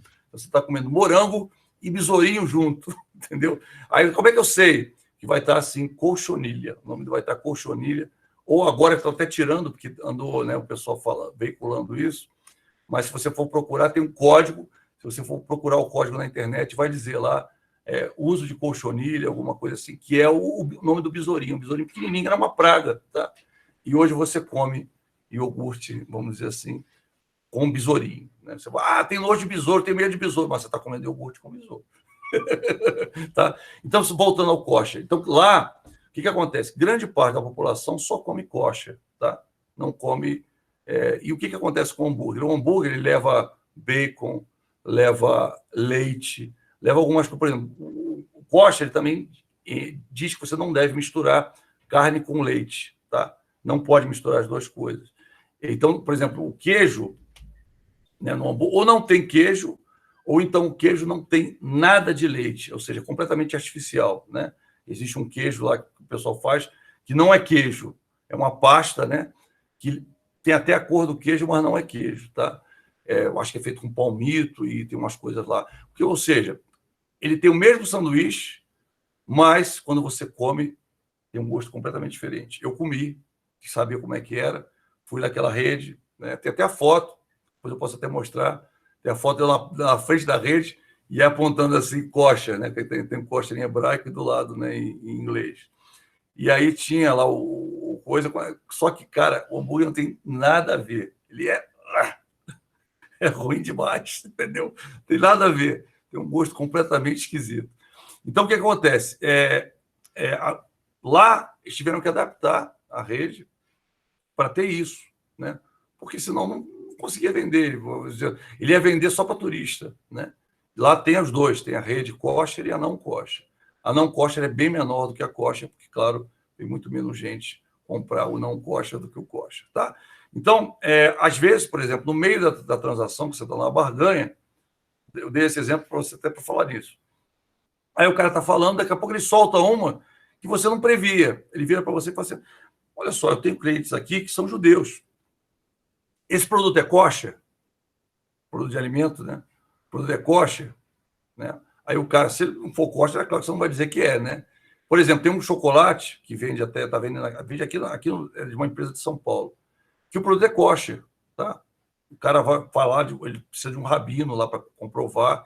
O chocolate, professor, não sei como é que é, mas tem uma especificidade qualquer que o rabino lá bate lá o selinho dele e diz que é kosher, tá? Então, às vezes você pode estar numa negociação de chocolate, o cara vira para você e fala assim, olha, mas eu tenho muito cliente que é judeu, eu queria que esse produto fosse kosher. Aí você diz assim, olha, não é. Aí o cara usa aquele argumento para tentar que você aceite o preço dele, tá? Então, por exemplo, né? Mesma coisa é usado lá no RIC, lá no Trato Feito. Eles chamam um especialista para quê? Para baixar a tua expectativa em relação a quanto você quer por aquele produto que você está vendendo, aquele item que você está vendendo, né? Então, quer dizer, são estratégias que você usa aqui dentro para tentar, né, diminuir o cara, né, ou diminuir o produto que ele está vendendo frente ao que você quer, tá? Então, volto a dizer, não é bom usar isso dentro da barganha, tá? Porque, vamos dizer, às vezes até interrompe a barganha por causa disso, aí o cara para explicar, e aí, se o cara jogar isso, você tem que estar preparado, né, tá com a tua pastinha, para colocar o contraponto. Caiu um lenço. para colocar o contraponto, né? Se você não colocar o contraponto, o que acontece? O cara ele vai falar, não, tá vendo? Por causa disso, só vão pagar tanto, né? Então, a ideia é você dar o contraponto para o cara falar, aí não deu, meu filho. Você tentou, mas não deu, tá? Volto a dizer, evita-se ao máximo fazer isso. Tanto você quanto outros negociadores evitam. Jogam essas coisas normalmente no final do raporte, já antes de entrar na barganha. Por quê? Para não interromper a barganha. Porque quando você interrompe a barganha, às vezes você não finaliza, tá? Então, por conta, a barganha, vamos dizer, a gente fala que é um momento sagrado da negociação. Por quê? Quanto menos interrupção você tiver, por isso que a gente fala, né? Quando você vai negociar num restaurante, você pede para ninguém aparecer lá, porque se você estiver no meio da barganha, você deu o teu argumento, o cara deu o argumento dele, disse por que ele só pode pagar isso, você disse por que você só pode aceitar tanto. Aí vem alguém, interrompe, aí você vai ter que voltar. E às vezes a pessoa até pensou no contra-argumento para você, que houve aquela interrupção, né? E ele joga, quer dizer, aquele teu argumento vai para o espaço, o argumento da outra pessoa vai para o espaço, ou pior, o cara esquece o argumento seu e volta naquela oferta de novo. Você tem que falar de novo, né? Às vezes, né? Fala de uma forma diferente para não ficar repetitivo, tá? Então, aí tem essa questão que eu falei para você. Eu sempre falo, na barganha, o ideal é você não aprofundar o entendimento de nada. Mas, se você for confrontado com uma oferta muito baixa e a pessoa justificar aquela oferta, de um problema, um defeito, alguma coisa aí para tentar desvalorizar o teu produto, isso acontece muito em negociação de automóvel. A ideia é você chegar e defender. Aí você para e defende, né? Agora, tenta ser defesas rápidas para você poder voltar para a barganha. E anota a última posição que estava. Porque às vezes você volta, onde a gente estava mesmo, acabou. Aí o cara já fala, opa, vou deitar e rolar, né? Então a ideia, anota. A última oferta do cara é essa. Até acontece isso no programa Trato Feito, não sei se você já percebeu, fica sempre a última oferta lá embaixo registrada. Por que fica? Porque numa negociação, quando você vê que vai interromper a barganha, o ideal é você pegar o teu bloquinho e anotar. Anota a tua última oferta lá e até encosta, né? Deixa assim, anota a tua última oferta, encosta aqui assim e fica esperando. Aí acabou, você vai e defende, que você tem que defender, marca, né, com a caneta, se for o caso, pega a caneta e marca. E aí você defende, você tem que defender, depois volta aqui, ó. A gente estava aqui, ó. Você tinha dado essa oferta, eu tinha dito, né, que não dá para a gente fazer por causa disso. Pronto, que aí você não vai interromper. Agora, toda interrupção é ruim, porque a pessoa pensa, ela pode, às vezes, querer postergar. Então, por isso que não se deve, né, aprofundar entendimento na hora da barganha. Mas, às vezes, não tem jeito, tá? E, finalmente, a finalização. Ocorre o fechamento do acordo quando há negociação, né, agendamento de nova reunião ou a finalização sem acordo. Não foi fechada a negociação, tá? Então, quando a gente fala finalização, é quando acaba aquele momento que estão os dois negociadores juntos, tá? O melhor dos mundos é quando acaba com o fechamento. Chegaram a um acordo, cada parte aceitou os termos da outra, ok, tá? Tem o agendamento de nova reunião, acontece muito em negociação colaborativa, dificilmente você fecha numa reunião só, tá? Eu vou te dar essa dica. Então, mas o que a gente faz para fechar? Tem um truque que a gente vai falar quando a gente falar do processo de negociação colaborativa, né? Tem um planejamento específico que ensina você a direcionar para o fechamento. Por quê? Porque essas negociações são complicadas. Como você não quer ofender outra parte, quer que a outra parte te veja bem, te veja como amigo, né? Aí você tem que ficar sempre assim, né? Tratando o cara. E aí o que acontece? Você não pode meio que forçar o cara a fechar, mas você pode, assim, meio que jogar no ar, por exemplo.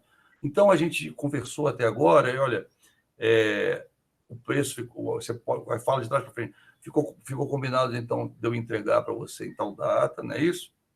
Ficou combinado de eu mandar o meu montador aqui, e ficou combinado de você me pagar o preço tal até tal data. É isso aí, é isso aí. Então, vamos fechar o acordo? Então, você meio que direcionou de uma forma bem educada, bem tranquila. Quando é colaborativo, eu preciso fazer isso, tá? E quando for competitivo ao extremo, teve intimidação, etc. A ideia é que você faça o cara assinar um termo, um sinal, alguma coisa. Por quê? Porque quando o cara cair em si, ele vai ver que não fez um bom negócio, ele vai querer voltar atrás. Se não tiver nada assinado, não tiver nenhum documento, nem nada, ele vai voltar atrás fácil. Ele vai ligar para você e falar assim, olha, fulano, sabe aquilo que a gente falou? Eu apertei tua mão, mas eu pensei melhor, voltei atrás. Aí você pode espernear, pode chorar, pode falar o que você quiser, que o cara voltou atrás. Agora, se o cara tiver assinado, né, mesmo que você não vá usar, mas se o cara tiver assinado, você der dado um sinal, se o cara tiver assinado um papel, ou né, você assina um papel, ele assina um papel, cada um fica com uma cópia, né? Tipo, quase com um contratinho, aí dificilmente ele volta atrás, tá? Nessas negociações mais, que a gente fala mais acirradas, normalmente o cara tem um contratozinho default, que está com o nome da outra pessoa em branco, o valor em branco, né? E algumas condições, eles colocam, tipo assim, né, um quadradinho para você preencher na hora, e aí o cara vai, rubrica, coloca a rubrica dele, você coloca a sua, ele fica com uma cópia, você fica com uma cópia, tchau, tchau. É mais difícil fechar, voltar atrás da negociação, tá?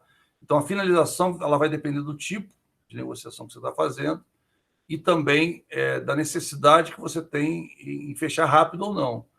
Falei para você, no processo colaborativo, normalmente é de praxe você nunca fechar na primeira rodada de negociação. A pessoa pode fechar? Pode, mas não é tão fácil assim. Por quê? Porque você não quer empurrar o cara e o cara também não quer te empurrar. Então vai ficar aquele negócio. Então você pensa aí, dá uma pensada, você me liga, beleza? Então, se você dá uma pensada, daqui a 2 dias eu te ligo para ver se a gente pode marcar uma nova rodada, ou então para você esclarecer mais alguma coisa, ou então a gente fecha. E aí, daqui a 2 dias você liga. Estou pensando ainda, não sei o que. Quer dizer, acontece muito, tá? Em negociação colaborativa acontece demais. Já em negociação competitiva não pode acontecer. Se você der chance do cara pensar, já era a negociação. Muito difícil que aconteça, tá? Então, eu já estou dando a dica para você como é na prática, não só no livro, tá? Aquela história. O que você precisa ter sempre em mente? Sempre em mente, quando você vai para a negociação, enquanto você está no processo de barganha, você precisa saber a tua oferta inicial, que você vai planejar antes, a tua Mapan, que é onde você acha que vai fechar, onde você gostaria, onde você acha que vai fechar, a melhor alternativa, né? Então, onde você vai fechar o acordo. Lembrando que não pode ser algo real, tá? Mas é claro, se for acima disso, se você for vendedor, você vai bater palma, só não dê um sorriso na cara do cara, né? Finge que você... aquela cara de poker face para ele. Poxa, pois é, valeu. A máquina, tá? Sempre a máquina, você tem que saber, né? Ou seja, a ideia é sempre algo acima da máquina, se você for o vendedor, certo? Ou algo abaixo da máquina, se você for o comprador. Não é acima e igual, tá? É só acima, ou seja, da máquina para baixo até o piso mínimo, você só vai fechar, se o ponto de recuo, o piso mínimo, que é o mesmo nome, você só vai fechar se você tiver uma concessão ou uma moeda de troca que te ajude. Então, daqui para cá, daqui inclusive até aqui, só se tiver uma moeda de troca, uma concessão. Professor, que isso aqui você já falou, eu sei que eu já falei, mas posso falar uma coisa? Quando você aposta que vão ter alguns alunos, para não dizer vários, que vão errar isso na prova. Quer combinar comigo? Quer fazer uma aposta?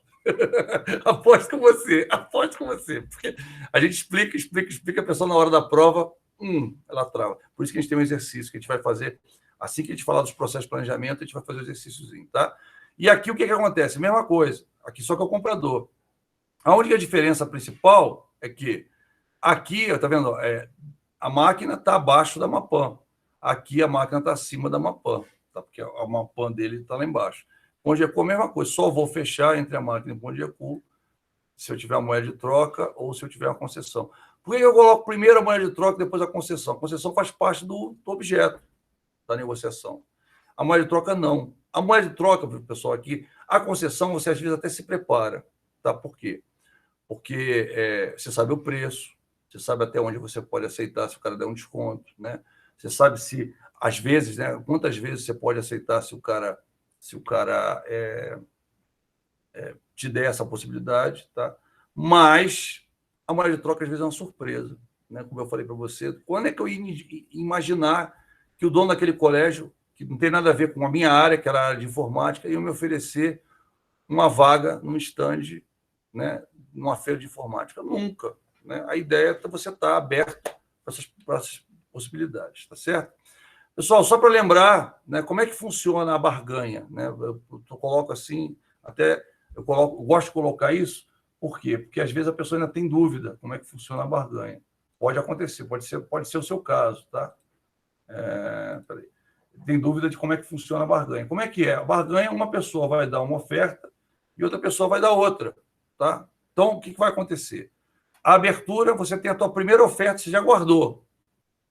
Você já planejou dar a tua primeira oferta na barganha. Então, o que você vai fazer? Você vai chegar lá... Você já veio lá, digamos que seja R$100. Professor, por que você usa R$100? Porque é um número fácil. Ou R$1.000. Vamos botar 100 para ficar fácil. Pronto, R$100. E o cara lá, o comprador, né, ele quer a oferta dele é 50. Um exemplo, tá? Okay? E aí o que acontece? Então, né, os dois estão negociando. Ó, o que eu posso fazer por você é 90. Tá até as frases, tá vendo? Se você, não sei como é que eu faço, tá aqui as frases para você. Ó, pô, professor, até as frases, até as frases. Aí o cara, olha, vamos fazer o seguinte, não dá, cara, não dá. Se você pode, não dá. Mas olha, especial, pô, eu posso aceitar te pagar, esse aqui é o comprador, né? Eu posso aceitar te pagar 55. Tá? Aí o cara, olha, cara, última oferta. Quando o cara fala última rápido assim, você desconfia que tem alguma coisa errada.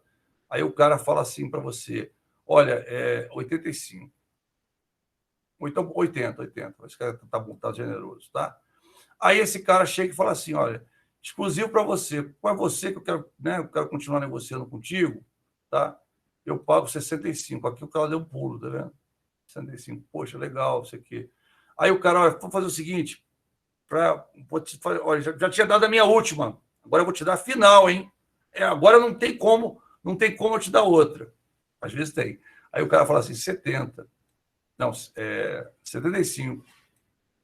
Aí o cara chega e fala assim, né? Olha, cara, o meu limite, o máximo que eu posso te pagar, é isso, ó. 69, 68. Vamos lá, 68. O máximo que eu posso te pagar é 68, tá? Aí o cara dá uma ameaça. Cara, olha só, tu vai jogar fora a negociação, o máximo que eu posso pagar é tanto. Cara, eu vou embora. Se você não é contra a minha, entendeu? Eu vou embora. Esse cara falou assim, olha, o mínimo que eu posso te pagar, que eu posso vender, é por 75. É o mínimo, não tem como. Ó, você vai embora, vai perder. É uma negociação para você. Ele vai jogar uma piadinha, vamos falar assim. Ó, então o cara jogou tipo aquilo que ele falou para mim, ó, com esse é o chefe, hein? Você vai perder um negócio desse, cara, você vai jogar fora. Olha lá, hein? Olha o que você está fazendo. Ele vai jogar vamos dizer, alguma coisa para botar você com medo. Se você sair por aquela porta aqui, perdeu. Esse negócio é para você fechar agora, hein?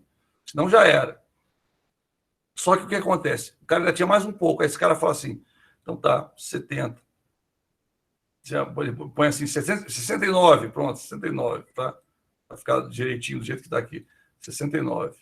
Aí esse aqui fala assim, olha, cara, a última das últimas não tem como abaixar mais, 72. Aí você já sabe, né? Aqui você já sabia mais ou menos quanto é que o cara ia chegar.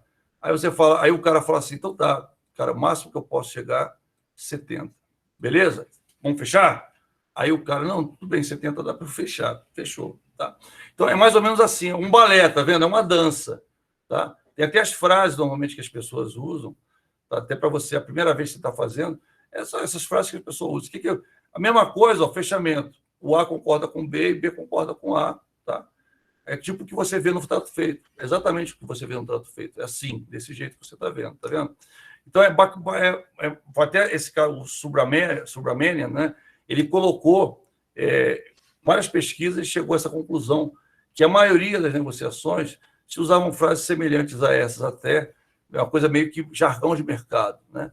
É bom você entender que é o processo típico de negociação, como é que ocorre, né, uma negociação na prática, é assim, tá?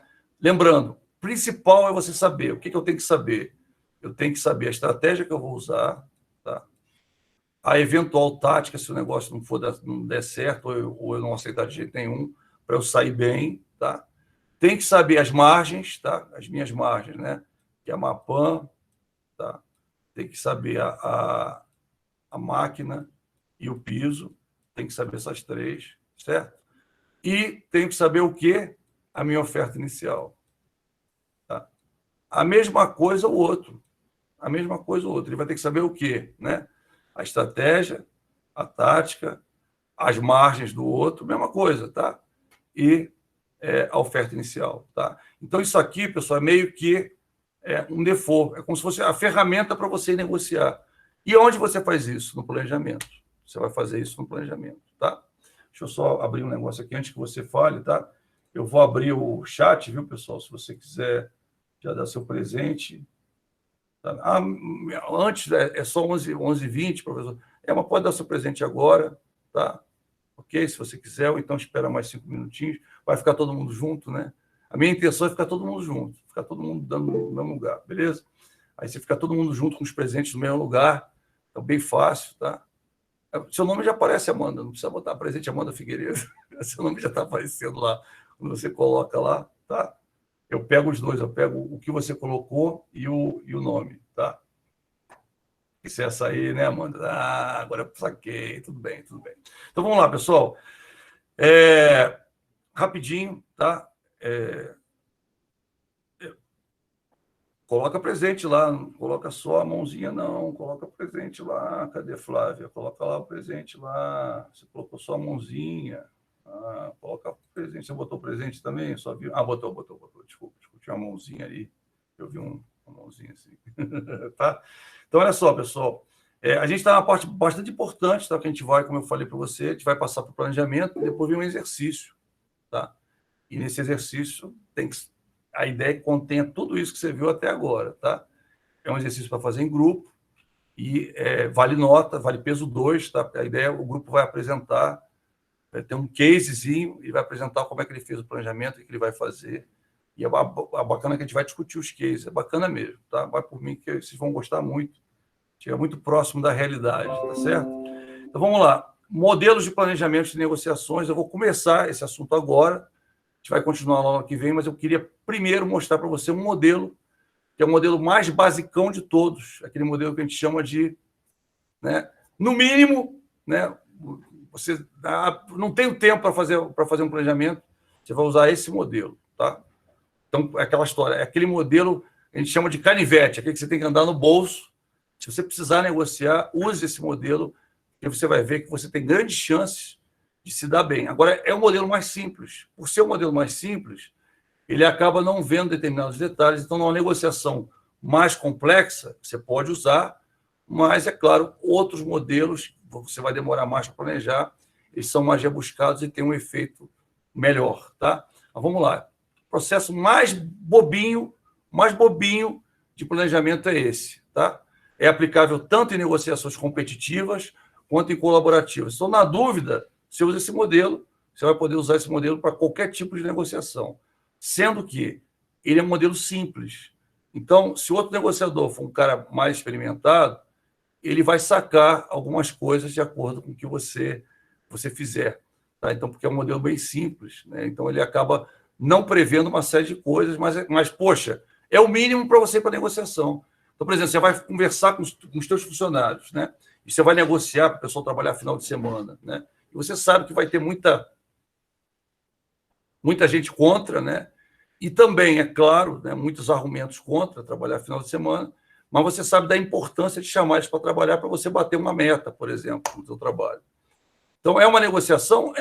Você vai ter que negociar, ver quem vai colocar os prós e os contras. Então, o que você vai fazer? Você pode usar esse modelo? Pode. Não é só para venda e para compra, tá? Só para você entender que ele também é utilizado no processo de tomar decisão ou, né, num processo, vamos dizer assim, não de tomar decisão, é um processo que você tem que pedir para os gestores tomar uma decisão em relação a alguma coisa ou pedir para os seus funcionários, né, realizarem alguma coisa. Então, você tem aquele processo de convencimento, vamos dizer, e aí tem uma negociação, mesmo que uma negociação mais branda, tem. É claro que, obviamente, o processo está mais aplicado e é mais fácil você entender utilizando ele numa negociação de compra e venda, tá? Mas você pode usar para várias coisas, como a gente falou. Então, primeira coisa, o que colocar na mesa, tá? O que eu vou expor para o negociante, ou seja, o raporte. O que eu vou falar do meu produto? O que eu vou falar da minha empresa? O que eu vou falar de mim? Tá? Eu vou falar que benefícios eu tenho que exaltar no meu produto, que documentos eu tenho que levar para defender o que eu estou falando, tá? E o que mais? Eu vou começar a pensar em qual seria a minha oferta inicial, ou seja, eu vou começar a pensar. Para isso, eu também tenho que começar a analisar o outro negociador, saber com quem eu estou negociando, saber o que a outra parte quer na negociação, saber o que eu quero na negociação. A gente vai ver isso mais adiante, tá? Quais são os interesses envolvidos? Então, você vai pensar, o que o cara quer na negociação, o que você quer na negociação, tá? Qual o seu objetivo, qual o seu perfil de negociador, qual o perfil da outra parte, quais estratégias que você vai utilizar, quais as táticas que você vai utilizar, qual o fator, o poder de quem tem maior poder de barganha é você, o cara. Isso tudo você vai imaginar aqui, né? Os interesses envolvidos. E vai listar. Tá? Então, é como se fosse um checklist, e a ideia é você preencher, responder cada perguntinha dessa daí, responder de acordo com aquele caso da negociação. Ah, professor, mas não tem como saber como é que é a outra parte. A gente já deu até uma estratégia, né? Você pode mandar um cliente fictício, você pode ligar para lá, tá? A ideia é você, ou então você ligar para algum negociador, para alguma pessoa que você conhece, outro negociador, outra empresa, já ter negociado com ele, né? Então você pode fazer, vamos dizer assim, tanto uma exploração na empresa que você vai negociar, se fazendo passar por cliente, ou pedindo para uma pessoa, outro negociador ligar para lá, né? Até para pegar alguns dados, né? E aí o que acontece? Depois você marca e realmente aí vai ser a negociação propriamente dita, tá? Ou então, como eu falei, você vê com outras pessoas que você conheça, para pegar os dados daquela negociação. É muito importante fazer isso. Tem gente que fala, isso é meio chato, não vou fazer não, isso aí tem desgaste fazer, não. Pois é, mas é importante. E vou te falar, às vezes o diferencial entre dar certo ou não dar certo uma negociação é justamente essa análise dos interesses envolvidos, tá? Quais são os valores envolvidos, as margens, tá vendo? Coloca isso no lugar do outro negociador. A Mapan, melhor alternativa planejada antes da negociação. A máquina, melhor alternativa em caso de não acordo. O piso mínimo. Eu preciso saber isso. E preciso saber também a minha oferta inicial, tá? Então, a minha oferta inicial eu tenho que verificar também. Não dá para abrir mão disso, tá? Eu tenho que ir com a minha oferta inicial na cabeça, tá? Imaginando qual seria a oferta inicial do cara, até porque se você imaginar os primeiros lances dele, e aí, de acordo com o que ele fizer, você tem uma ideia mais ou menos até onde ele vai chegar. Então, como eu falei para você, por exemplo, trato feito, né? Quando você assiste trato feito, você começa a ver o cara dar uma oferta, e ele sempre dá uma oferta de 40%, 40% a 50% do valor que o cara deu. Tá? Quando ele vê que é uma pessoa que não está acostumada a negociar, ele dá 50% daquele valor.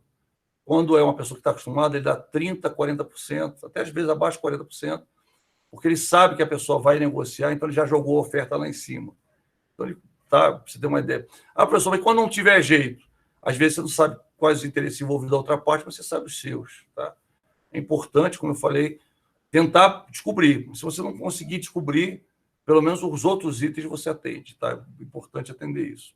Definir qual será a sua primeira oferta na barganha, muito importante, vital que você faça isso. Tá? O vendedor tem que ser acima da Mapan e no comprador tem que ser abaixo da Mapan. Ah, professor, meio óbvio, né? Se você guardar o desenho, é óbvio. Se você não guardar na hora da prova ou na vida real, é bom saber isso de cor, de cabeça. Concessões possíveis, né? O que fazem parte do objeto da negociação que eu posso, né, oferecer? Então, um desconto, se for à vista, um desconto, ou a possibilidade do cara pagar no cartão, do cara pagar em vezes, tá? Vamos dizer, mais fácil. Um transporte, eu posso oferecer o transporte, posso oferecer a montagem, posso oferecer, assim, um aparelho que seja super necessário para aquilo funcionar junto, tá? Ou não. Mas a ideia é, a concessão faz parte do objeto da negociação. A moeda de troca, não, tá? A moeda de troca. O que eu vou oferecer, o que eu vou aceitar como moeda de troca. O que eu vou aceitar, como eu falei para você, é difícil, tá? Mas às vezes você vai numa empresa, por exemplo, de informática, e fala assim, se o cara aceitar resolver fazer um serviço de informática aqui, tal serviço assim, assim, assim, é vantagem para a gente. Então você pode pensar, vai com isso anotado, se o cara oferecer, você até joga, olha, cara, se você oferecer um serviço aí de repente, de restaurar minha rede, eu aceito, tá? Então, quer dizer, é interessante, você já vi com uma ideia a respeito disso, de acordo com o negócio da empresa, claro. Mas o principal é saber o que você vai oferecer, que não faz parte da negociação, mas que, ao mesmo tempo, pode ser útil para o cara. Vou dar um exemplo para você. Eu falei para você, uma certa empresa de cinta, né? Resolveu dar como moeda de troca um relógio. Você vai falar, pô, o que o relógio tem a ver? Aí a pessoa vai falar, o relógio bonito, não sei o quê. O relógio, todo mundo quer ter mais um, né? Caneta, relógio, todo mundo quer ter mais um, né? Ninguém quer ter, porque eu só tenho um relógio na minha vida. Não. Se tiver 2, não é de vantagem você ter. Se tiver 3, é de vantagem você ter. Mas, né, aquela história, nunca faz mal. Mais um nunca faz mal. E, finalmente, definir o cenário. Tá? Essa aqui é complicado porque, às vezes, não dá para você definir o cenário. Tá? Quando der, quando for possível, tá? Quando for possível, a ideia é você ter onde vão ficar os negociadores, a ideia é você ficar de frente para o outro, né? Eye to eye, tá? Você olhar os olhos do cara e o cara olhar os seus olhos, né? Então, primeira coisa, né? Por quê? Porque os olhos dizem muita coisa a respeito da pessoa e os gestos também. Então, é bom você ficar de cara para o cara. Se o cara ficar olhando muito para o lado, ele está dizendo alguma coisa, tá? Então, a gente vai ver mais adiante, tá? É muito importante você ficar olhando. O que mais? O ideal é que você tenha uns brindes da tua empresa, por exemplo, às vezes tem uma caneta, né? Tem o nome da tua empresa, tá? Então, aí você chega, o cara oferece, né? O cara vai anotar, você gostaria, quero aproveitar o ensejo para te dar uma caneta. Isso é muito interessante do raporte, tá? Por quê? Que quebra aquela primeira impressão, né? A primeira impressão dá a impressão que o cara quer, poxa, tirar super vantagem de você. E a ideia não é essa, às vezes não é essa. Então, quando você oferece alguma coisa para a pessoa, né, café, água, isso é de praxe, mas além disso, uma caneta, uma agenda, alguma coisa, você quebra um pouco aquela... O cara quer se aproveitar, não, porque você já está dando alguma coisa, né? É meio que até uma lei da retribuição. Se eu der alguma coisa, eu estou esperando que você dê alguma coisa também. Mais ou menos assim, tá? A questão também da arrumação. Você ter, por exemplo, na parede, você ter certificações, coisas que vão garantir que o teu produto é bom e que a tua empresa é boa, negocia, de repente, logomarca de vários clientes seus famosos, né? Você vai colocar lá, além de botar no site, coloca lá também, que sempre tem um efeito bacana. Né? Como eu falei, presentes, alguma coisa, na mesa você coloca troféus, uma que a tua empresa ganhou, isso é sempre interessante. Pessoal, a gente vai ficando por aqui, então, né? Primeiro planejamento a gente abordou. Eu vou voltar aqui só para lembrar alguns dados só, mas o principal a gente abordou aqui. Até a nossa próxima aula. Muito obrigado por ter ficado comigo até aqui. Se você não deu presente, dê presente, que depois que a gente para de gravar, você sabe que não dá mais para dar presente, tá? Então, né, volto a dizer, não esqueça. Muito obrigado aí. Como eu falei, a gente está entrando numa parte bem legal da disciplina. Obrigado aí, viu, Maria Eugênia? Obrigado. Uma parte bem legal mesmo, porque você já tem aplicação na tua vida, tá? Já dá para você pegar esse pacote e já começar a usar a partir de agora, tá? Grande abraço para você, muito obrigado. Até a nossa próxima aula, tá? Eu vou parar de gravar. Todo mundo já deu presente, né, pessoal? Então tá. Grande abraço para você, muito obrigado. Até a próxima aula. Tchau, tchau. Tchau, tchau.